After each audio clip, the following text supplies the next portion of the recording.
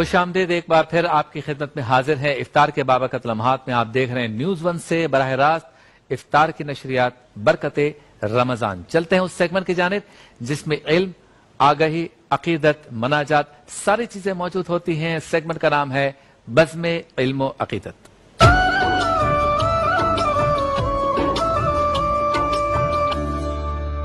اس segment میں ہم ایک خاص موضوع پہ گفتگو کرتے ہیں اور ساتھ ساتھ سرکار دو عالم صلی اللہ علیہ وسلم کے حضور نذرانہ عقیدت بھی پیش کیا جاتا ہے، اشعار کی تشریح بھی ہوتی ہے اور موضوع کے مطابق سوال و جواب و گفتگو بھی ہوتی ہے.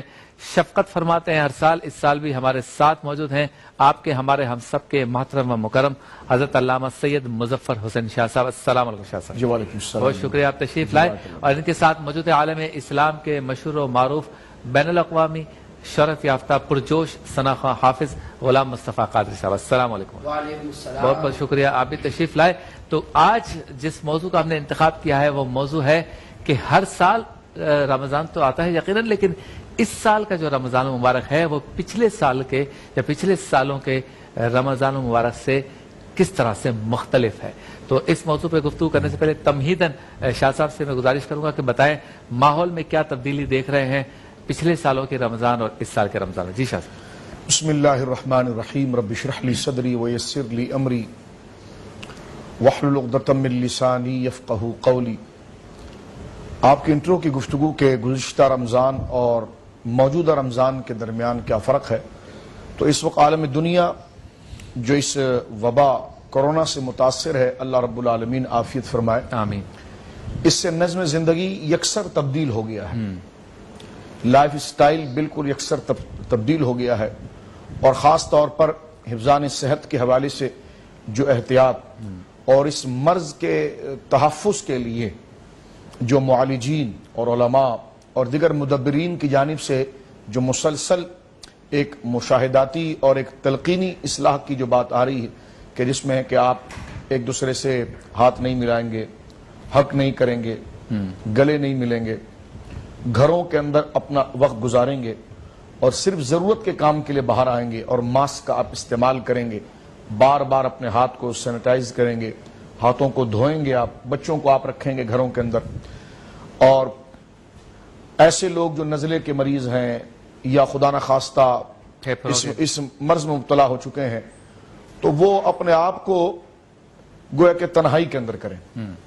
تو یہ تمام احتیاطی صورتوں کے اندر آپ دیکھتے ہیں کہ گلی بازار سب خالی ہے اور وہ رونقیں بازاروں کی نہیں ہے، دیگر اور ماحول کی نہیں ہے. تو یہ تمام چیزیں تو ظاہری صورت کے اندر آئی. اس سے ذہن بھی تھوڑا تبدیل ہوتا ہوا، مایوسی کی طرف آتا ہوا، بے چینی کی طرف آتا ہوا. یہ ایک ملا جلا رجحان طبیعتوں کے اندر یہ رہا ہے. بعض دوستوں نے یہ بھی کہا مجھ سے کہ یار رمضان آ گیا، دیکھو کوئی خوشی بھی نہیں ہوئی. تو میں نے کہا پہلے یہ بتاؤ کہ آپ نے خوشی کو اپنے ذہن میں کس معنی میں لیا تھا، اور رمضان سے خوشی آپ کی کیا تھی؟ کہ بازار کھلے رہے، قمقمے جل رہے ہوں. یہ بھی ہوتا ہے، انسان اس سے متاثر ہوتا ہے، اس کا ہم انکار نہیں کرتے. صحیح. لیکن اصل مقصود یہ ہے کہ رمضان شریف کی برکات، اس کی رحمت اور جو اس عارضی زندگی کے اندر ہم پیدا کر دیے گئے ہیں اور موجود ہیں، تو اس میں اللہ رب العالمین کے حصول اور عبادت کے لیے ہم پیدا ہوئے ہیں. تو اس میں اللہ کی عبادت کو پانے کے لیے یہ مہینہ کس قدر مؤثر ہے. تو ہمیں چاہیے کہ ہم اپنی سطح کو، اپنی ذہنی سطح کو اس نچلی باتوں کے اندر الجھانے کی بجائے جو رمضان شریف کا اصل مقصد ہے اللہ رب العالمین سے اپنے آپ کو جوڑنا اور ذہنوں پر اور دلوں پر پڑی ہوئی وہ دبیز خیالات کی ایک گرد جو خواہشات کی ہے، جو انانیات کی ہے، جو ہوس کی ہے، جو حرص کی ہے، جو گویا کہ آخرت کو بھولنے کی ہے، یہ تمام گندے خیالات جو اور چیزیں ہمارے ذہنوں میں جنم دیتے ہیں، حسد کو جنم دیتے ہیں، جھوٹ کو جنم دیتے ہیں، لالچ کو جنم دیتے ہیں، ایک حرص اور گویا کہ طمع کو جنم دیتے ہیں، جس کے حصول کے لیے پھر ہم کسی قاعدے اور قانون کی پرواہ کیے بغیر ہر جگہ پر دست درازی کرنے لگتے ہیں. تو یہ رمضان کا مہینہ اس کی تطہیر کا مہینہ ہے. کتب علیکم الصیام کما کتب علی الذین من قبلکم لعلکم تتقون. اس کی فرضیت کی وجہ یہ تھی کہ تمہارے ذہنوں میں پڑے ہوئے اللہ سے دور لے جانے والے وہ نفس اور شیطان کے خیالات. رمضان وہ مبارک مہینہ ہے، روزہ وہ مبارک ایک عملی شکل ہے کہ جو ان تمام کو محو کر دیتی ہے واہ واہ، اور ایسے ان تمام چیزوں کو ختم کر دیتی ہے کہ جس طرح لوہے پر لگے ہوئے زنگ کو آگ اپنی بھٹی میں لے کر ختم کر دیتی ہے. لہذا میں یہ سمجھتا ہوں کہ یہ مشکلات تو ہیں، تاجروں کے لیے بھی مشکلات ہیں، طلباء کے لیے مشکلات ہیں، ہر شعبہ زندگی کے ہر شخص کے لیے مشکلات ہیں. اللہ رب ہم تمام اس میں شامل ہیں، ٹھیک ہے، اور ہر بندہ اس میں ملوث ہے. اللہ رب العالمین عافیت فرمائے آمین. عالم اسلام کے لیے، اور ہر بندے کو اللہ اس میں بہترین راہ دے اور اس کے لیے صبر پر بہترین اجر دے. لیکن اس کے ساتھ آپ دیکھیں تو ایک رونق حقیقی لوٹ آئی ہیں. اب گھر میں رہنے کی وجہ سے ایک دوسرے کو ہم مزید سمجھنے لگے ہیں. جو وقت ابھی تک ہم نے بچوں کو نہیں دیا، یا جو گھر کے ماحول اور ضروری باتیں جو اب تک ہم نے غیر ضروری سمجھی اور باہری میں ہم نے ایشوز پہ کبھی بات نہیں کر سکتے. بات ایک تو اس کی گویا کہ معاملات کی ترتیب سامنے آئی. دوسرا رمضان شریف کے حوالے سے عبادات میں یہ دیکھا کہ گھروں میں جماعتیں ہیں، جماعتیں ہو رہی ہیں کہ والد اگر نماز پڑھا رہے ہیں تو پیچھے بچے کھڑے ہیں اور ان کے پیچھے گھر کی مستورات کھڑی ہیں. تو گھر میں ایک اسلامی رونق جو گھروں کو آباد کرنا تھا، اور جو گھر قبرستان کے مانند اللہ کی یاد سے بالکل غافل اور ویران ہو چکے تھے، تو گویا کہ وہ سما تلاوت قرآن کا سما سامنے آیا. اور آپ دیکھتے ہیں کہ تسبیحات، تحلیلات، استغفار، گھر میں رہنے کی وجہ سے ایکٹیویٹیز چاہیے کہ ہم مختلف کریں، اور یہ ہونا شروع ہوئی کہ تلاوت قرآن ہے، نماز کا وقت ہوا تو نماز ہے، پھر مطالعہ ہے، پھر اپنے بھائی بہنوں کے ساتھ مل کر کوئی جائز معاملات جو ہے وہ مزاح ہے وہ کرنا ہے. تو یہ تمام چیزیں گویا کہ جو ہماری اصل خوشی تھی، جس کو ہم بھول کر اور ایک ہم مصنوعی ایک مادی دنیا کی طرف چل پڑے تھے، تو رشتوں کی محبت، اس کی قدر، ایک دوسرے کا لحاظ، یہ تمام چیزیں تو کیونکہ ہر شر کے اندر ایک خیر ہوتی ہے، تو یہ خیر بھی میں سمجھتا ہوں کہ اس میں خیر ہمارے لیے یہ ہے کہ ہم دین کے قریب آ رہے ہیں اور قرآن کے قریب آ رہے ہیں، استغفار کے قریب آ رہے ہیں. ہر بندہ چاہتا ہے کہ اب میں اللہ سے توبہ کروں، اس سے رجوع کروں، اور اس وبا کے اندر بچنے کا طریقہ یہ ہے کہ میں اللہ رب العالمین جل وعلا سے اپنے رشتوں کو جوڑوں. تو لہٰذا انشاءاللہ یہ وبا اللہ اپنے فضل سے ختم کر دے گا. لیکن اس شر کے اندر جو ہمارے لیے خیر ہے، تو اس نے ہمیں لا کر وہیں پر کھڑا کر دیا ہے کہ اصل جو تم کر رہے تھے یہ صرف ایک مصنوعی زندگی تھی. اصل زندگی وہ ہے جس پر آج تم سوچ رہے ہو، اللہ سے استغفار کر رہے ہو، نمازوں کی پابندی کر رہے ہو، اپنے زندگی کے جو اصل حقوق ہے اس کو ادا کر رہے ہو. اور ساتھ میں آخر میں عرض کرنا چاہوں گا کہ اس وقت بھی ہمیں چاہیے کہ ہم خیر کو سنجیدگی کے ساتھ رہیں. یہ نہ ہو کہ ہم سارا وقت ٹیلی ویژن کے سامنے ہی گزاریں. معلومات ہونی چاہیے. خیر کے پروگرام جس طرح آپ کر رہے ہیں، ظاہر سی بات ہے یہ ایک مطالعائی پروگرام ہے، یہ ایک تعلیمی پروگرام ہے، یہ ایک مفید پروگرام ہے، خبروں کا پروگرام ہے جس کے ذریعے بندہ حالات زندگی کو جانتا ہے، معاملات کو جانتا ہے.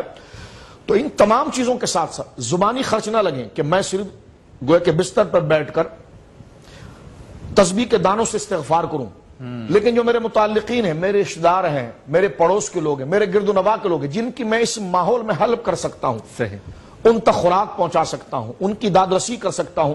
تو یہ زبانی کلمات کے ساتھ ساتھ ہم اللہ کے حضور کتنے سچے ہوئے اور ہم خیر کے دل سے کتنے زیادہ چاہنے والے ہوئے. تو اپیرنس، ظاہر کے اندر عملی شکل بھی ہم اس تقوی کی ظاہر کریں، لوگوں کے ساتھ خیر خواہی کے ساتھ، امداد کے ساتھ، نصرت کے ساتھ، اچھی تلقین کرتے ہوئے کہ احتیاط کریں، ان چیزوں میں ملوث نہ ہو، یہ مرض لاحق ہو سکتا ہے، یہ اس طرف. تو یہ تمام تلقین کے ساتھ ساتھ، اور رمضان کا مہینہ ہے تو اپنے رشتہ دار، عزیز و اقارب کی خیر خواہی کے لیے ان کا خوراک پہنچانا ہو، ان تک دوائی پہنچانا ہو، ان کی ہیلپ کرنا ہو، مالی مدد کرنا ہو، جو اپنے بساط کے تحت اپنے نوکروں کے ساتھ خاص طور پر اگر اللہ نے اتنا مال دیا ہے اور اگر آپ ان کو ریلیف دے سکتے ہیں، تو یہ وہ چیز پریکٹیکل ہے جو رمضان کی روح ہے کہ سرکار دو عالم کی سخاوت رمضان کے مہینے کے اندر ایسے ہو جاتی کہ حضرت عبداللہ ابن عباس کہتے ہیں جیسے ٹھنڈی ہواؤں کا جھونکا ہر ایک کو گویا کہ متاثر کرتا اور اسے مشبار کر دیتا. کیا بات ہے. تو پوچھا جائے اپنے رشتہ داروں سے، بھائیوں سے، بہنوں سے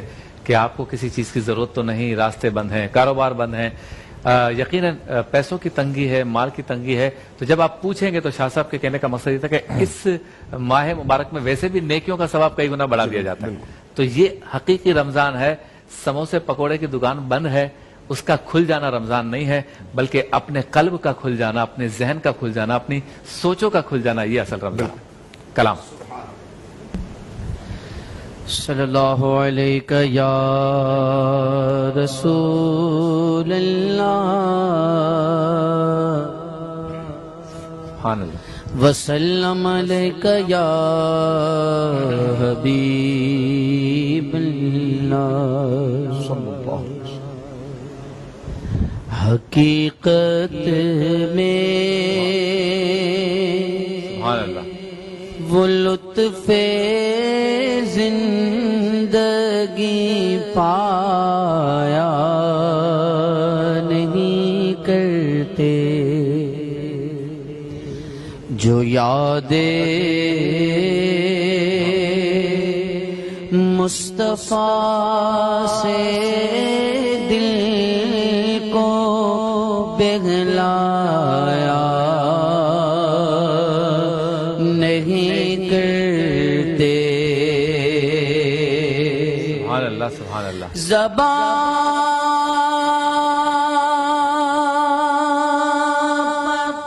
شکوائے زن جو علم لایا نہیں کرتے نبی کے نام لیوا غم سے گھبرایا نہیں کرتے۔ یہ دربار محمد ہے یہاں ملتا ہے بے مانگے۔ اللہ، یہ دربار محمد ہے یہاں ملتا ہے بے مانگے۔ ارے ناداں یہاں دامن کو پھیلایا نہیں کرتے۔ محمد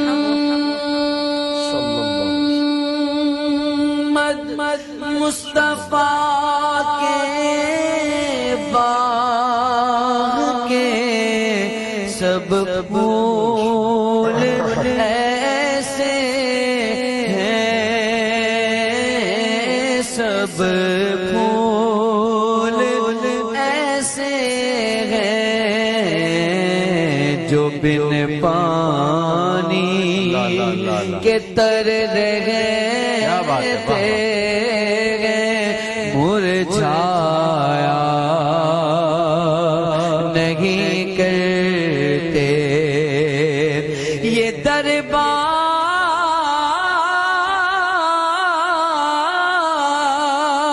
دربار رسالت ہے یہاں اپنوں کا کیا کہنا یہاں اپنوں کا کیا کہنا یہاں سے ہاتھ خالی غیر بھی جایا نہیں کرتے۔ حقیقت میں وہ لطف زندگی پایا نہیں کرتے۔ کیا بات، یہ دربار رسالت ہے، یہ دربار رسالت ہے یہاں اپنوں کا کیا کہنا یہاں اپنوں کا کیا کہنا یہاں سے ہاتھ خالی غیر بھی جایا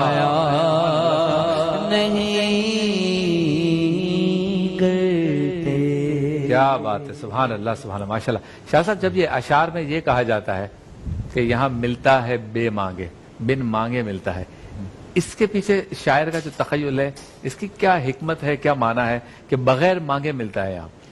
یہ حضور علیہ السلام کی عطا پر مبالغے کی طرف اشارہ ہے۔ ہاں، یعنی ہے کہ کسی سے طلب کرنے کے لیے زبان سے کہنا پڑتا ہے، یعنی میں آپ مجھ سے کوئی چیز چاہ رہے ہیں تو آپ کو کہنا پڑتا ہے، کیونکہ میرے دینے کا انداز ایسا ہے۔ لیکن حضور علیہ السلام کی سخاوت ایسی ہے کہ حضور کی بارگاہ میں کہنے کی ضرورت نہیں پیش آتی۔ وہ بندہ جب سامنے آتا ہے تو اس کے احوال جو سامنے ہوتے ہیں اس کو ملاحظہ فرماتے ہوئے آقا کریم علیہ السلام عطا فرماتے ہیں۔ تو یہ سرکار دو عالم صلی اللہ علیہ وسلم کا جو وصف ہے کہ اللہ رب العالمین آپ کے ذریعے نعمتوں کی تقسیم فرماتا ہے، اور سرکار علیہ السلام کی سخاوت، جس طرح کہ ہم نے پہلے بھی عرض کیا کہ صحیح مسلم شریف کے اندر حدیث موجود ہے کہ سرکار دو عالم صلی اللہ علیہ وسلم کی سخاوت کا حال یہ ہے کہ ایک شخص آیا اور اس نے کہا کہ یہ جو پہاڑوں کے درمیان جو بکریاں ہیں جس کی تعداد اتنی ہے، اور اس زمانے میں دولت اور مال و متاع سب سے بڑی معیشت جو ہے وہی مویشیاں تھی، اس نے کہا کہ مجھے یہ ساری آپ دے دیں۔ اچھا، حضور علیہ السلام فرمایا جا لے جا، ساری لے جا۔ جب وہ لوٹا تو اس نے اپنے قبیلے سے یہ کہا کہ محمد صلی اللہ علیہ وسلم اسلام لاؤ، اس لیے کہ ان کی نبوت کا سب سے بڑا وصف یہ ہے کہ یہ سخاوت کرتے ہیں، اور اتنی سخاوت کرتے ہیں کہ پھر انہیں اپنے فقر کی کوئی فکر نہیں ہوتی، یعنی انہیں یہ فکر نہیں ہوتی کہ میرے پاس جو ہے کہ وہ کیا رہ جائے گا۔ تو سرکار علیہ السلام کی سخاوت اور مانگ، جس طرح کی شفاعت آپ کی طرف سے امت کے لیے سخاوت، صحابہ کرام رضوان اللہ اجمعین کا آپ کی بارگاہ کے اندر آنا اور سرکار علیہ السلام سے چیزوں کو طلب کرنا، جیسی بڑی مشہور حدیث مبارکہ ہے کہ ایک شخص حضور علیہ السلام کے پاس آیا تو اس کے احوال کو دیکھ کر حضور نے کہا کہ چل اب جو تیری خواہش ہے وہ تو لے لے، یعنی اس میں بولا تو حضور علیہ السلام نے، لیکن آگے جو بن مانگے کا جو تصور ہے، وہ جو اس کا پیرایا وہ سامنے آتا ہے، تو اس نے کہا کہ مجھے آپ ایک اونٹ دے دیں، اچھا، اور اس کے ساتھ ایک کجاوا دے دیں۔ لیکن جب حضور نے یہ ارشاد فرمایا کہ مانگ جو تیرا دل چاہتا ہے، تو فاروق اعظم کہتے ہیں کہ میرے دل نے یہ کہا کہ اب یہ حضور سے جنت مانگے گا، اچھا، کیونکہ جنت ایسی ہے کہ جو کوئی اور نہیں دے سکتا۔ ٹھیک ہے، لیکن اس نے کیا مانگا؟ ایک سواری مانگی اور ایک کجاوا مانگا۔ تو حضور علیہ السلام دیکھیں جو یعنی ملتا ہے بے مانگے، اب اس کی جو تمنا نہیں وہ اس کو دیا جا رہا ہے۔ حضور نے فرمایا ہو تیرے سے اچھی تو وہ بنی اسرائیل کی وہ بڑھیا تھی، اچھا، کہ تو نے مجھ سے کیا مانگا، میں تجھ سے کہہ رہا ہوں لے کیا لینا چاہ رہا ہے، تو نے ایک اونٹ اور ایک کجاوا مانگا، اپنے ایک سواری مانگی، تیرے سے سمجھدار تو بنی اسرائیل کی وہ بڑھیا تھی۔ کہا کہ وہ کون تھی؟ فرمایا جب حضرت موسیٰ علیہ السلام مصر سے جا رہے تھے اور جب راستہ ان پر اشتباہ ہو گیا اور سارا دن چلنے کے بعد وہ راستہ کھلتا نہیں تھا، تو اس میں سے ایک بڑھیا نے، اللہ رب العالمین نے حضرت موسیٰ پر یہ وحی فرمائی کہ یہاں پر حضرت یوسف علیہ السلام کی قبر ہے، اور انہوں نے اللہ سے یہ دعا کی تھی کہ جب یہاں سے نبی گزریں گے تو میرے تابوت کو یہاں سے وہ لے جائیں، تو لہٰذا موسیٰ تم ان کی قبر کو تلاش کرو، ان کے تابوت کو یہاں سے نکالو تو ہم اس کی برکت سے تمہیں راستہ دے دیں گے۔ تو اب حضرت موسیٰ علیہ السلام نے کہا کہ یا اللہ اس کو کون جانتا ہے؟ تو فرمایا تمہارے قافلے میں کوئی ہے جو جانتا۔ آپ نے اعلان کیا تو ایک بوڑھی عورت کھڑی ہوئی، اس نے کہا کہ میں جانتی ہوں۔ تو کہا بتاؤ، تو کہا ایسے بتا دوں اتنی قیمتی بات؟ ایک شرط ہے بتانے کی۔ کہا کیا شرط ہے؟ کہ شرط یہ ہے کہ میرا بڑھاپا ختم ہو جائے اور میری عمر 15 سے 16 سال کے قریب یا اس سے بھی کم ہو جائے، اچھا، اور جوانی میرے اوپر اس لمحے کی جو اصل جوانی وہ عمر آ جائے، اور دوسری بات یہ ہے کہ میرا خاتمہ ایمان پر ہو اور میں آپ کے ساتھ جنت میں چلی جاؤں۔ اب یہ وہ حضرت موسیٰ علیہ السلام کچھ کہنا چاہتے تھے تو اللہ رب العالمین نے فرمایا کہ موسیٰ اسے عطا کر دو۔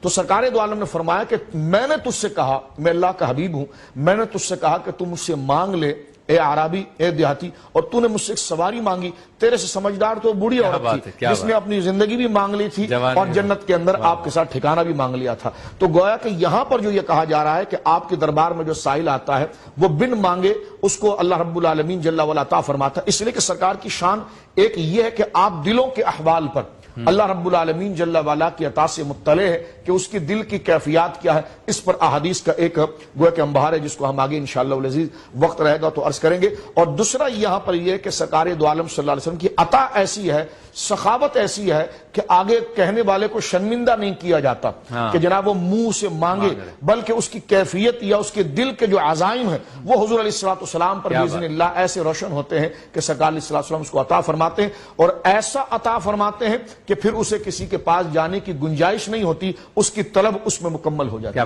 اچھا، اسی طرح کے اشعار یا کلاموں میں شاہ صاحب یہ بھی تذکرہ آتا ہے کہ یہاں سے غیر بھی خالی ہاتھ جایا نہیں کرتے. جی بالکل. اس میں کیا حکمت ہے اس کے پیچھے؟ دیکھیں حضور علیہ الصلوۃ والسلام کی جو سخا اور عطا رہی ہے یہ صرف اہل ایمان پر نہیں رہی. حضور علیہ الصلوۃ والسلام کی عطا تو جانوروں پر بھی رہی, واہ واہ, غیر مسلموں پر بھی رہی, واہ, ہر ذی روح پر رہی, صحیح, اور اس کی ترغیب بھی رہی. اس کی ترغیب بھی رہی. یعنی جب سرکار علیہ الصلوۃ والسلام نے یہ حدیث بیان فرمائی کہ ایک عورت جو اپنے عمل کے اعتبار سے صالحہ نیک نہیں تھی, لیکن وہ گزر رہی تھی تو اس نے دیکھا کہ جناب ایک کتا پیاس سے بلک رہا ہے. اس نے کسی طریقے سے کنویں سے پانی نکال کر اس کتے کو پانی پلایا, اور وہ کتا اس میں حرارت زندگی کی حیات گویا کہ رمق زندہ ہو گئی, آ گئی, لوٹ آئی, اور اللہ رب العالمین نے اسے جنت عطا فرمائی. تو صحابہ کرام نے اس کانسیپٹ کو دیکھتے ہوئے عرض کی کہ یا رسول اللہ, کتے کو پانی پلانے پر جنت کیسے مل گئی؟ تو سرکار نے وہاں پر اس سخاوت کا اشارہ فرمایا اس بات کو غور سے سنو کہ ہر تر جگر کے ساتھ نیکی صدقہ ہے. واہ واہ. سرکار کی بارگاہ میں جانور آتے, جس طرح کی بڑی مشہور حدیث مبارکہ ہے جس کو خصائص میں امام سیوطی اور دیگر محدثین نے جمع فرمایا کہ ایک اونٹ بھاگتا ہوا ہے, اور اونٹ کی آواز ایسی ہے کہ بندے کا کلیجہ منہ کو آ جائے. قربانی کے دنوں میں جب آپ اونٹ ذبح کرتے تو اس کی آواز سے بندہ گھبرا جائے. وہ ایک بڑی سخت آواز کے ساتھ حضور علیہ الصلوۃ والسلام کے پاس آیا. تو سرکار نے حضرت عمر سے کہا کہ تم جانتے ہو یہ کیا کہہ رہا ہے؟ انہوں نے کہا یا رسول اللہ میں نہیں جانتا. فرمایا اپنی مالک کی شکایت مجھ سے کر رہا ہے, اور سرکار علیہ الصلوۃ والسلام نے کہا کہ اس کا مالک اس کو ذبح کرنا چاہتا اور کہتا ہے کہ یہ بوڑھا ہو گیا اور یہ کام نہیں کرتا. آپ نے اس یہودی کو بلایا, اس نے کہا یہ بات آپ کو کسی نے بتائی؟ فرمایا کہ اسی اونٹ نے بتائی. اس نے آپ کا کلمہ پڑھ لیا. تو جانور پر بھی حضور علیہ الصلوۃ والسلام کا رحم ہے, پرندوں پر بھی رحم ہے, غیر مسلموں پر بھی رحم ہے. حاتم طائی کی بیٹی کا واقعہ آپ دیکھیے کہ جب وہ قید ہو کر آئی, اس کا سر برہنہ تھا, سرکار نے اپنی چادر اس کے سر پر ڈالی, اس نے رو کر کلمہ پڑھ دیا اور اپنے بھائی سے کہہ دیا کہ یہ اللہ کے نبی ہیں, یہ بادشاہ نہیں ہے. یہ ایسی سخاوت. اور سرکار نے فرمایا اس کا باپ سخی تھا, اس کو تم نے بیڑیوں میں باندھا ہوا ہے. تو سرکار علیہ الصلوۃ والسلام نے ہر قدر والے کو قدر دی ہے, اور ہر وہ شخص جو اللہ کی بارگاہ میں رتبہ رکھتا ہے, بالخصوص انسان جو ذی روح ہے, سرکار کی سخاوت اس پر رہیے, عنایت رہیے اور احسان رہیے. کیا بات ہے. تو دونوں مصرے یہاں سے غیر بھی خالی ہاتھ جایا نہیں کرتے, اور یہاں ملتا ہے بے مانگے. دونوں کی تشریح ہو گئی. آپ سے ملاقات ہوتی ہے ایک مختصر سے وقفے کے بعد.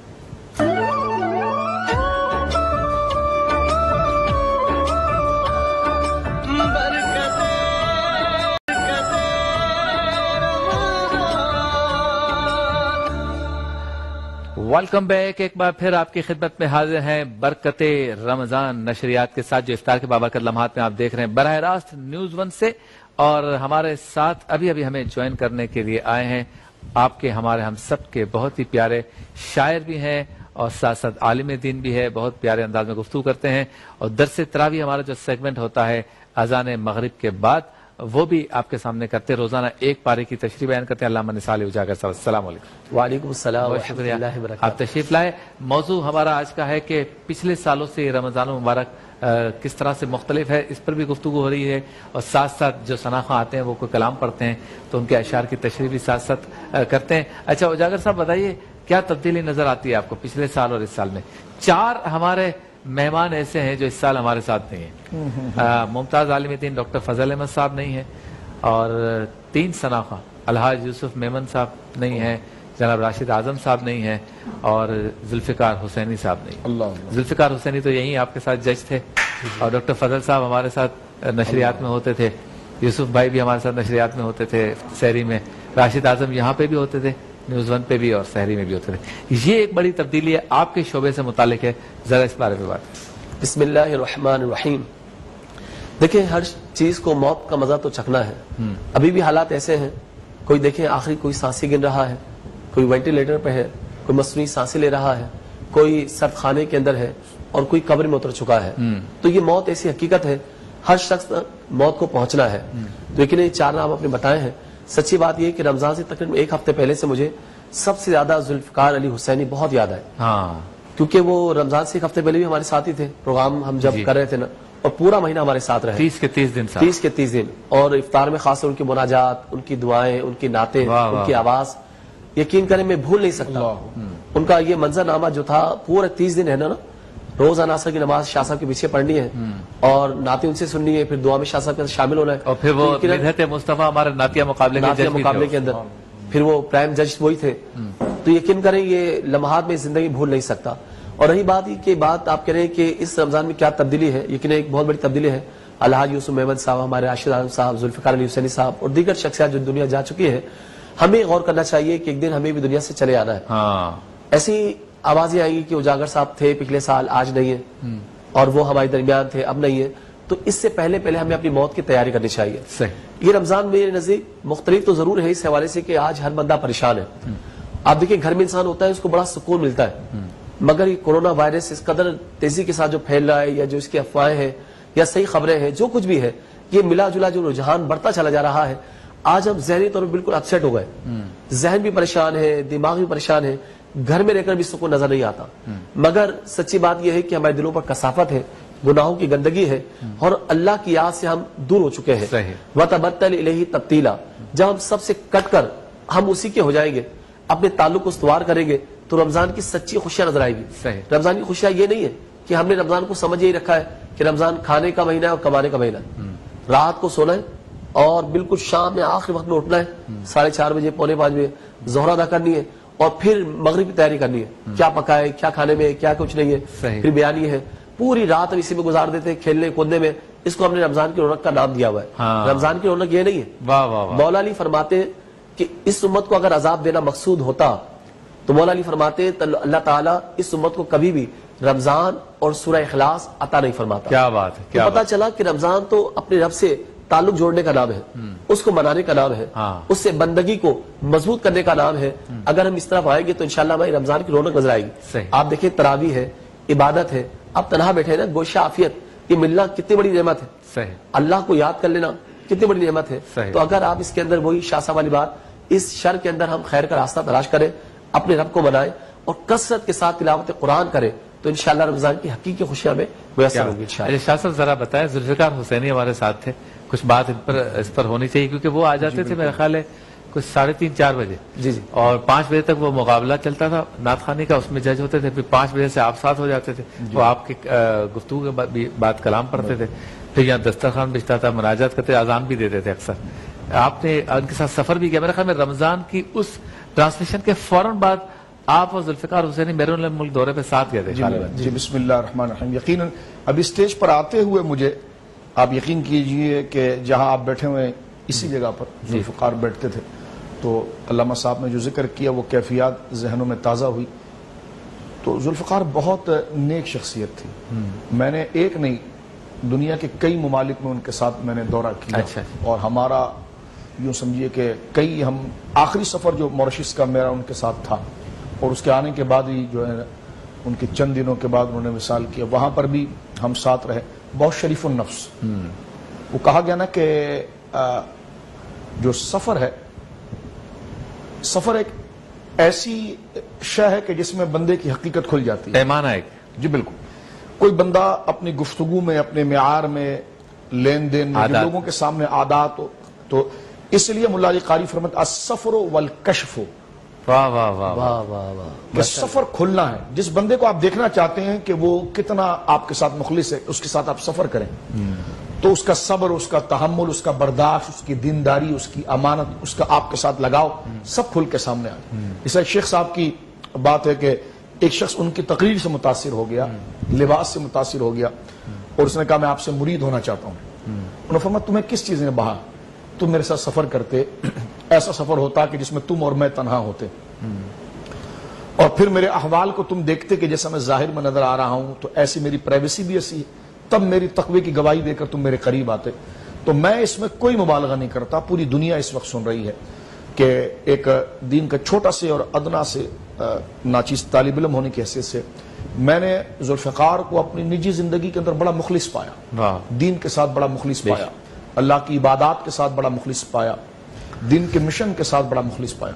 اللہ رب العالمین ان کے درجات کو بلند فرمائے، ان کے گھر والوں کو صبر جمیل عطا فرمائے. یقیناً جب خبر ان کے وصال کی آئی تو ایسا قلق تھا کہ میں خود اپنے آنسوؤں کو نہیں روک پایا.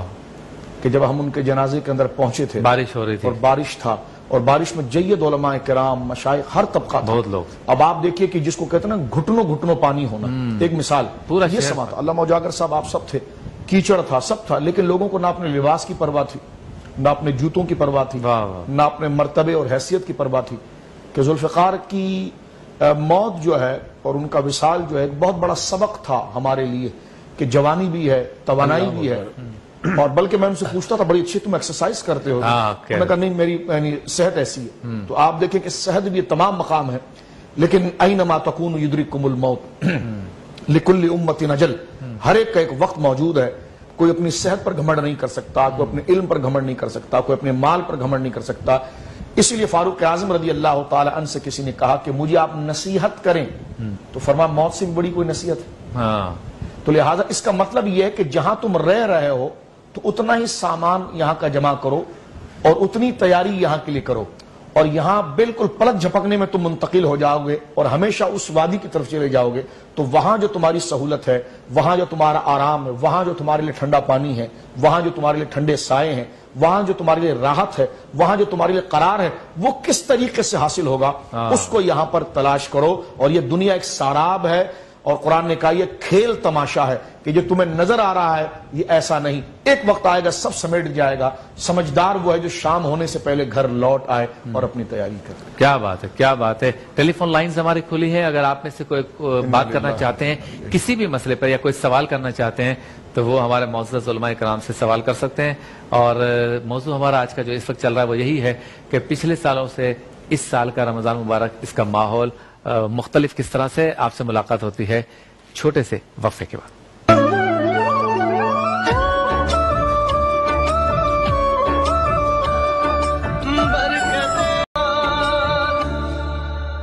خوش آمدید، ایک بار پھر آپ کی خدمت میں حاضر ہے نیوز ون سے براہ راست برکت رمضان نشریات کے ساتھ. افطار کے بابرکت لمحات میں آپ اسے دیکھ رہے ہیں اور ہم اس پروگرام کو آپ کے سامنے پیش کرنے کی سعادت حاصل کر رہے ہیں.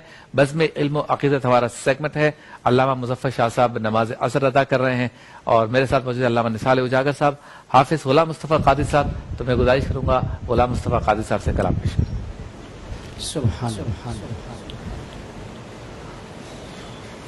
واہ کیا جود و کرم ہے شہبت تیرا، ماشاءاللہ. نہیں سنتا ہی نہیں مانگنے والا تیرا. کیا بات. فرش والے تیری شوکت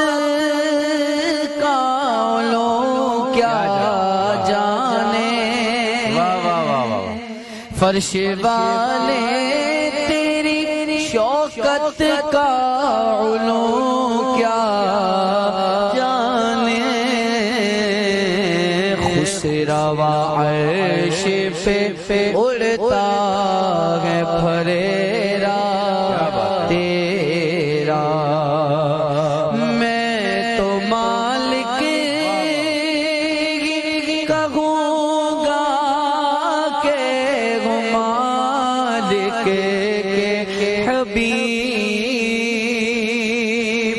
میں تو مالک کہوں گا کہ وہ مالک کے حبیب، یعنی محبوب محب میں نہیں میرا تیرا، یعنی محبوب محب میں نہیں میرا تیرا. تیرے ٹکڑوں سے پلے غیر کی ٹھوکر پہ نہ ڈال. تیرے ٹکڑوں سے پلے غیر کی ٹھوکر پہ نہ ڈال.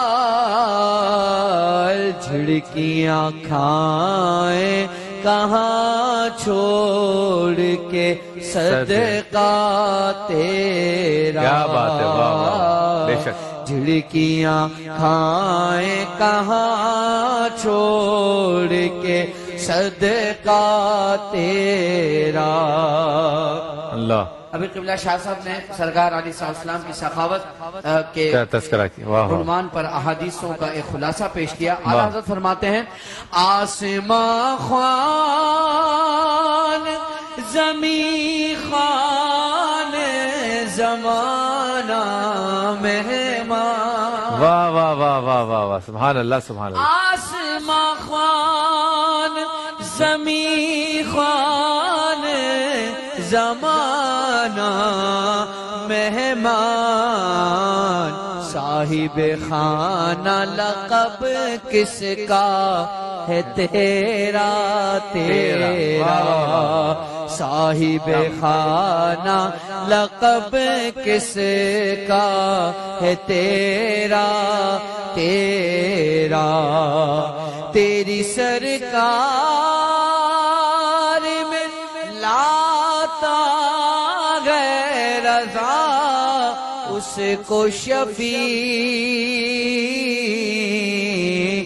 جو میرا غوث ہے اور لاڈلا بیٹا تیرا،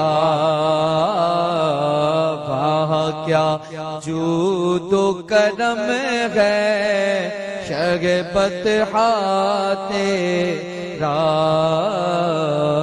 نہیں سنتا ہی نہیں مانگنے والا تیرا. سبحان اللہ سبحان اللہ، ماشاء اللہ، بہت خوب کلام، اور پھر کلام لکھنے والا بھی ایسا. کلام الامام اور امام الکلام، کیا بات ہے. اچھا، پیاس بہت لگتی ہے اس رمضان کے مہینے میں جب 40 ڈگری سینٹی گریڈ ہو گرمی، تقریباً اتنی ہو ہی گئی ہے 38-40 پہ، تو قرشی جامع شیری جو ہے وہ ہمیشہ آپ کے لیے پیغام بھیجتے ہیں، ہمارے ساتھ تعاون کرتے ہیں. تو آج بھی انہوں نے پیغام بھیجا ہے کہ گرمیوں میں جب روزوں میں یا گرمی کے روزوں میں جب پیاس کی شدت بہت زیادہ ہو تو افطار کے لمحات میں، افطار سے پہلے نہیں، افطار کے لمحات میں، افطار ہونے کے بعد یا افطار کا وقت ہو جائے تو جامع شیری استعمال کریں. تو کبھی کبھی ایسا ہوتا ہے ہم جب کہتے ہیں کہ استعمال کرتے کہتے ہیں رمضان میں کیسے کرے، روزہ نہیں ہے، تو افطار کے بعد استعمال کریں. تو وضاحت کر دی. آج کل وہ سوشل میڈیا کا دور ہے، کلپ نکال دیتے ہیں اور کہتے ہیں مولوی صاحب نے یہ کہہ دیا تھا. تو بہرحال تو قرشی جامع شیری، ان کا الائچین شربت جو ہے وہ توانائی میں بھی اضافہ کرتا ہے اور آپ کے گلے کی سینے کی جلن کو بھی دور کرتا ہے. کچھ دیر کے بعد انشاءاللہ ہم افطار مزیدار سیگمنٹ بھی کریں گے. ہمارے شیف معراج آ چکے ہیں تو وہ آپ کے سامنے ایک مزیدار ڈش بھی انشاءاللہ تعالیٰ پکانے سکھائیں گے. شاہ صاحب بھی تشریف لائیں گے. ایک مختصر سا وقفہ لیں گے، وقفے کے بعد جب واپس لوٹیں گے بزم علم و عقیدت، یہی ہمارا سیگمنٹ ہے، جاری رہے گا. پچھلے سالوں کے مقابلے میں اس سال کی رمضان مبارک یا اس سال کا رمضان مبارک مختلف کیوں، یہ ہمارا موضوع ہے. ٹیلی فون لائنز ہماری کھلی ہیں، آپ سے ملاقات ہوتی ہے مختصر سے وقفے کے بعد.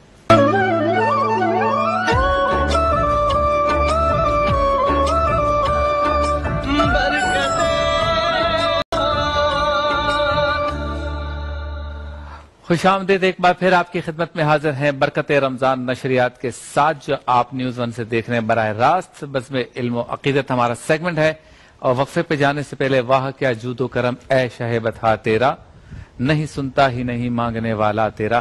یہ کلام پیش کیا غلام مصطفیٰ قادری نے. شاہ صاحب سے چاہیں گے کہ اس کلام کے بارے میں، اس میں جو نکات، جو مصرے، جو تخیل امام احمد رضا خان فاضل بریلوی نے استعمال کیے اس پر ذرا روشنی ڈالیں. جی، کون سے شعر پر حضرت؟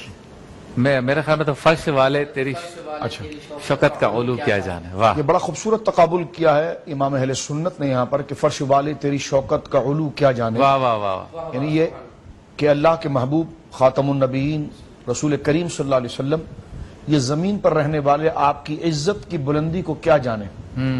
خسروا عرش پہ اڑتا ہے پھریرا تیرا، آپ کی عزت اور شان کے جھنڈے تو آسمانوں پر اڑتے ہیں واہ واہ اور لگے ہوئے ہیں. یعنی حضور علیہ السلام، یہاں پر یہ بتایا گیا کہ اللہ رب العالمین جل وعلا نے حضور علیہ السلام کو جو مقام و مرتبہ عطا فرمایا ہے وہ ہم انسانوں کے ادراک سے زیادہ ہے، بڑا ہے، آگے ہے. ہم ضرور اس بات پر یقین رکھتے ہیں کہ رسول کریم صلی اللہ علیہ وسلم اللہ رب العالمین جل وعلا کے رسول ہیں، سید الخلق ہیں، افضل الخلق ہیں. لیکن اس کے ساتھ ساتھ اس کے اندر جو خود ایک مضمون کا اور کمالات کا نہ ختم ہونے والا مضمون ہے، اس کا احاطہ ہمارے دماغ نہیں کر سکتے. اچھا، یعنی صرف رسول ہونا اس کا ہم اقرار کرتے ہیں، اعلان کرتے ہیں، تصدیق کرتے ہیں. سید الخلق ہونا، اللہ رب العالمین کی افضل الخلق ہونا، لیکن اس کے ضمن میں اللہ رب العالمین نے جو حضور علیہ السلام کو کمالات اور عظمتیں عطا فرمائی ہے تو انسان کا ذہن اس کا احاطہ نہیں کر سکتا. جس نے بنایا ہے وہی اللہ رب العالمین جل والا آپ کا خالق ہے, آپ کا مالک ہے, وہی آپ کے کمالات کو جانتا ہے کیونکہ اس نے عطا فرمایا. اگر کوئی کہے کہ نہیں آپ اس میں تو مبالغہ کر رہے ہیں, تو میں نے کہا آپ درود شریف ذرا پڑھ کے سنائیے. صحیح کہ جب نبی پاک صلی اللہ علیہ وسلم پر آپ درود شریف پڑھیں گے, ایک آسان سا حل ہے ناظرین کے لیے, وہ درود شریف پڑھیں گے اللہم صلی علی محمد صلی اللہ علیہ وسلم. اب اس کا ترجمہ کیا ہوگا؟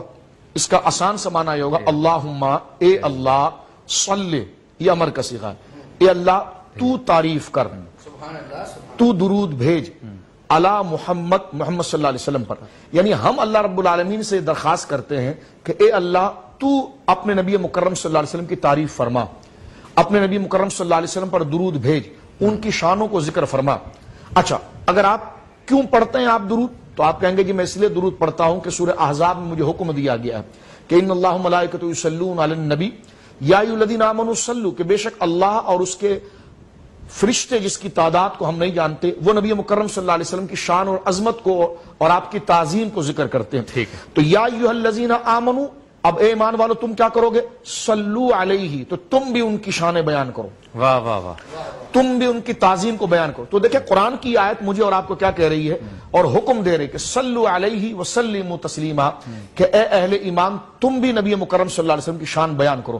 اب یہاں پر جلدی سے سن لیجئے, اللہ نے مجھے اور آپ کو یہ حکم دیا کہ تم شان بیان کرو, لیکن جب ہم شان بیان کرنے جاتے ہیں تو لفظ ہم کیا استعمال کرتے ہیں؟ صلی علی محمد, یا اللہ تو بیان کر, یعنی اللہ ہم سے کہہ رہا ہے کہ تم شان بیان کرو, ہم عوض میں اللہ ہی سے کہہ رہے ہیں شان بیان کرو. تو یہ کہیں کوتاہی تو نہیں؟ یعنی اللہ ہم سے کہے یہ کام کرو, ہم کہیں اللہ یہ تو کر, تو یہ کیسے ہو سکتا ہے؟ اللہ ہم سے کہہ رہے ہیں نبی کی شان بیان کرو, ہم کہہ رہے ہیں اللہ تو بیان کر دے, تو کہیں ہم سے خطا تو نہیں ہو رہی, ہم کسی گناہ میں تو نہیں جا رہے.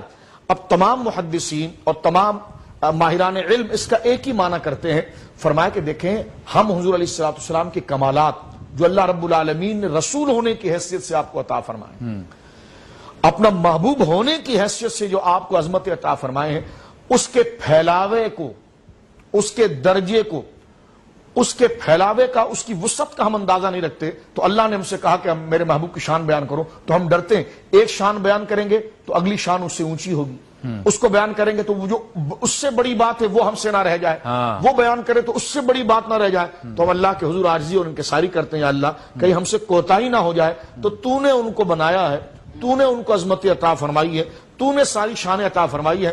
ہم اپنے عجز اور اپنی کم علمی کا مکمل اعتراف کرتے ہوئے تیرے حضور یہ عرض کر دیتے ہیں کہ یا اللہ صلی علی محمد, جیسا تو نے ان کو شانیں دی ہے تو ہماری درخواست کو قبول فرما کر تو ان کی تعریف اور تعظیم کو بیان فرما. تو یہ نبی پاک صلی اللہ علیہ وسلم کا مقام ہے جو اللہ رب العالمین نے عطا فرمایا. فرمایا عرش پہ اڑتا ہے پھریرا تیرا, نبی پاک فرماتے میرا نام آسمانوں پر احمد ہے, واہ, اور زمین پر میرا نام محمد ہے.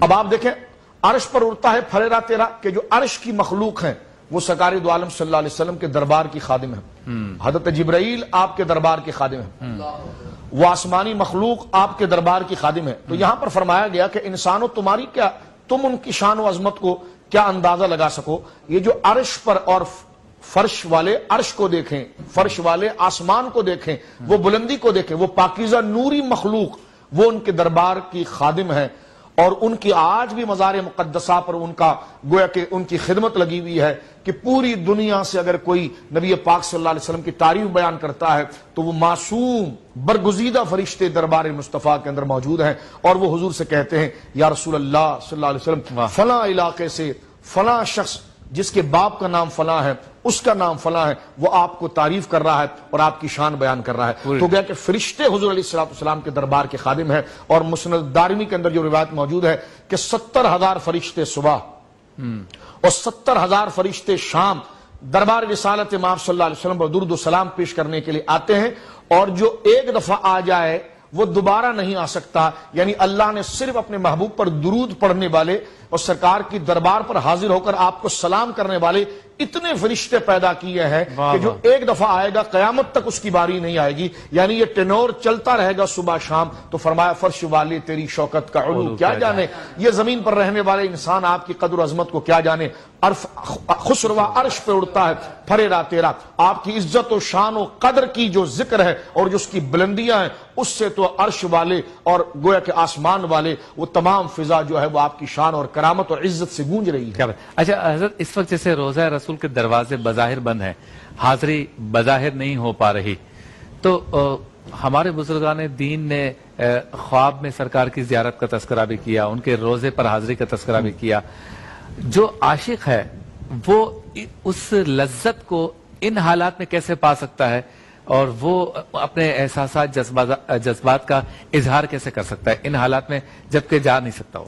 دیکھیے دربار رسالت مآب صلی اللہ علیہ وسلم میں حاضر ہو جانا اور باقاعدہ فزیکل طور پر آپ کے مزار مقدسہ کے سامنے آنا اور آپ کے مواجع شریف آپ کے چہرے کے سامنے حاضر ہونا، یہ امتی کی زندگی کی سب سے بڑی نیکی ہے، سب سے بڑی سعادت ہے کہ وہ سرکار علیہ الصلوۃ والسلام کے وجہ منیر کے سامنے آ جائے۔